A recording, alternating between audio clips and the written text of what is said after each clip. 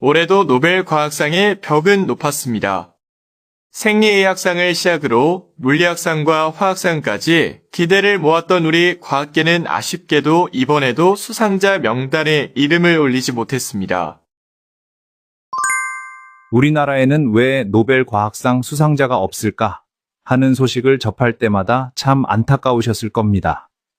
세계 10위권의 경제대국, 전 세계를 점령한 K컬처, 세계 반도체 점유율 1위, 스마트폰 세계 최강국, 혁신지수 글로벌 탑5, 대한민국을 수식하는 화려한 타이틀입니다. 그런데 왜 유독 노벨 과학상 앞에서만 우리는 작아졌을까요?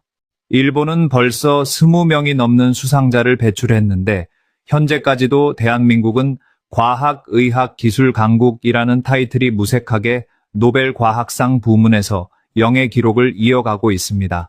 한강 작가의 2024년 노벨 문학상 수상이 전 국민에게 희열을 주었지만 과학계와 의학계의 갈증은 여전하죠.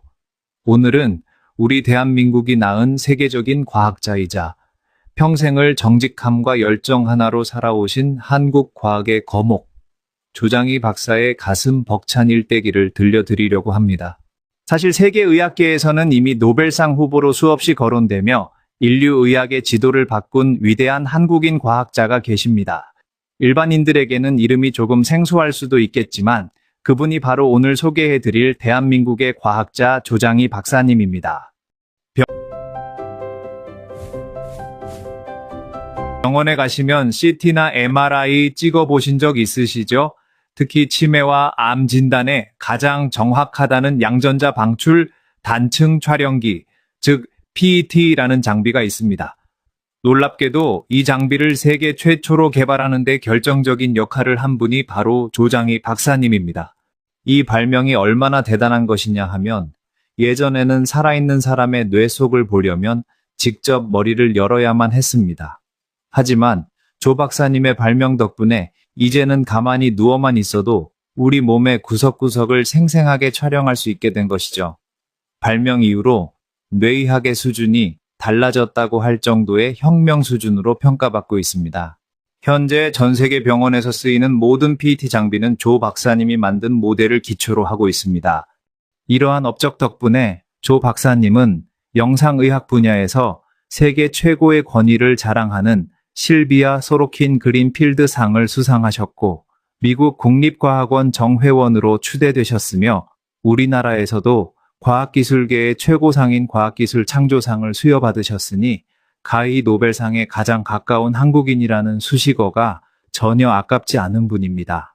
조장희 박사는 전 세계 의료계와 과학계에서 현대 의료 영상 장비의 개척자로 존경받는 세계적인 뇌과학자이자 의공학자입니다. 그의 생애와 업적은 단순한 학술적 성취를 넘어 현대의학이 질병을 진단하고 인체를 들여다보는 방식 자체를 근본적으로 뒤바꾸어 놓았습니다. 조 박사님은 현재 90의 연세임에도 불구하고 여전히 고려대학교 석좌 교수로 재직하며 미래 기술의 핵심인 양자 컴퓨터 연구에 밤낮 없이 매진하고 계시는데 그칠 줄 모르는 열정은 우리 후배들에게 큰 귀감이 되고 있습니다.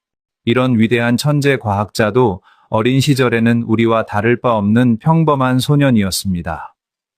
초등학생 때는 학교 공부보다 라디오 조립에 푹 빠져 밤을 새우기 일쑤였고 중학교 1학년 시절 6.25 전쟁 때는 대구로 피난을 가서 미군 부대에서 나온 담배를 되팔며 가족의 생계를 돕기도 하셨습니다.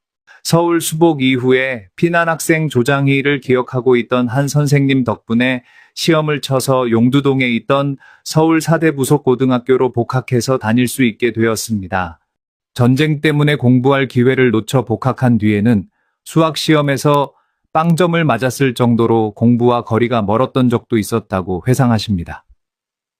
하지만 조 박사님은 결코 좌절하지 않았습니다.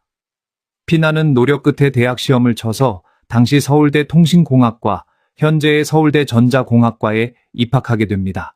그는 이렇게 말했습니다.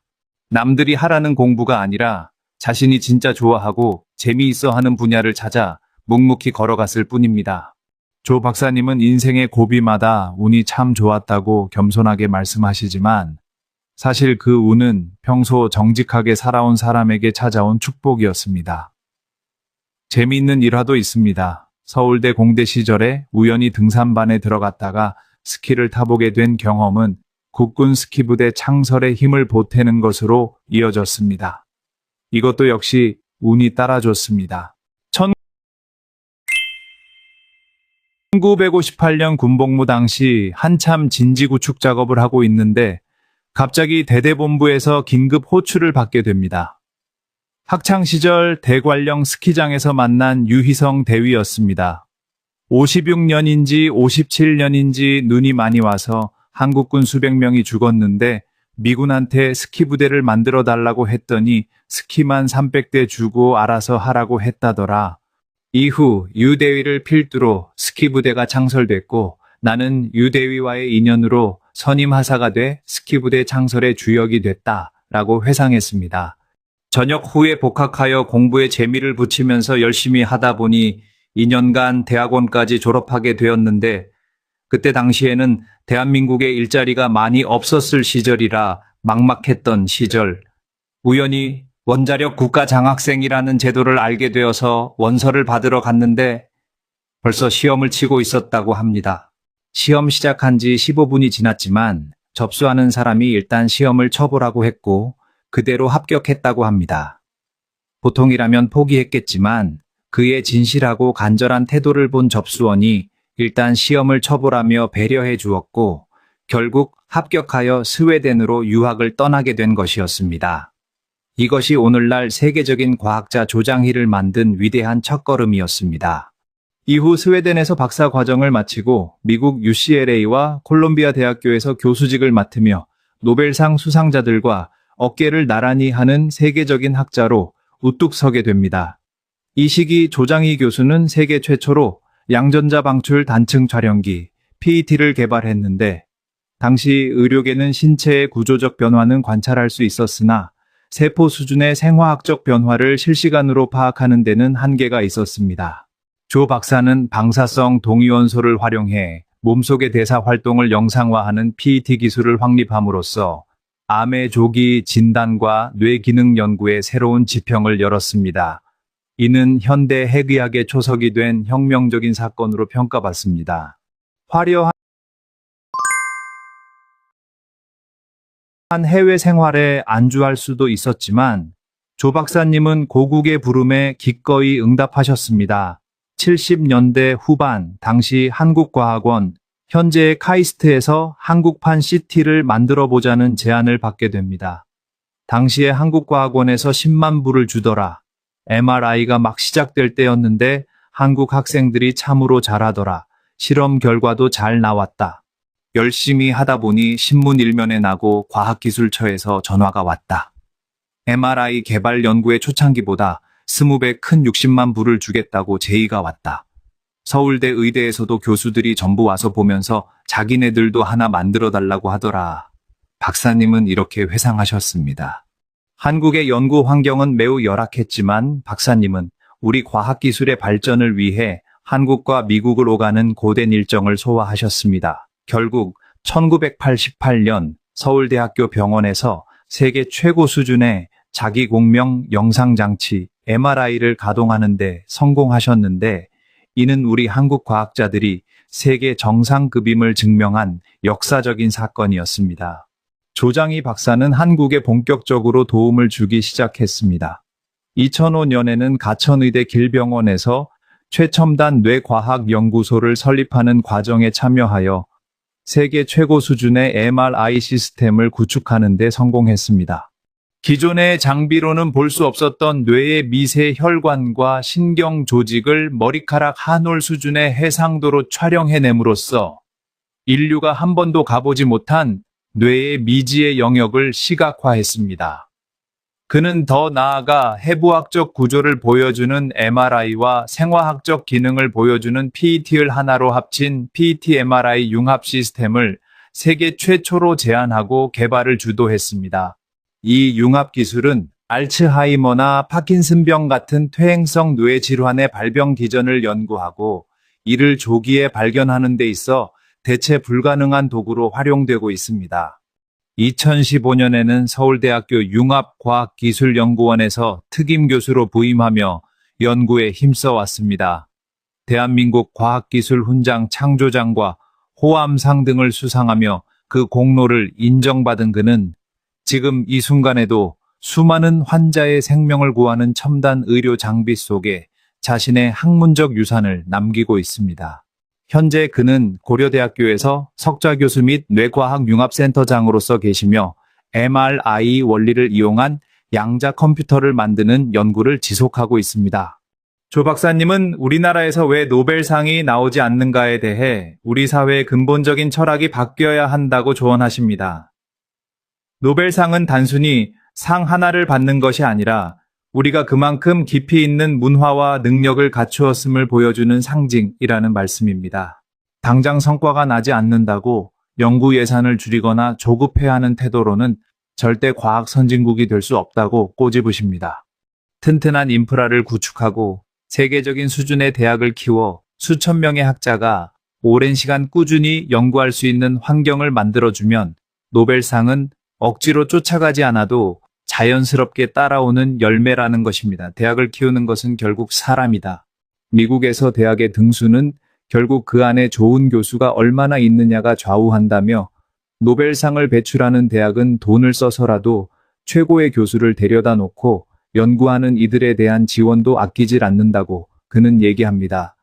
조장희 박사는 과거 자신이 박정희 전 대통령을 만났을 때 받은 신선한 충격을 소개하기도 했습니다.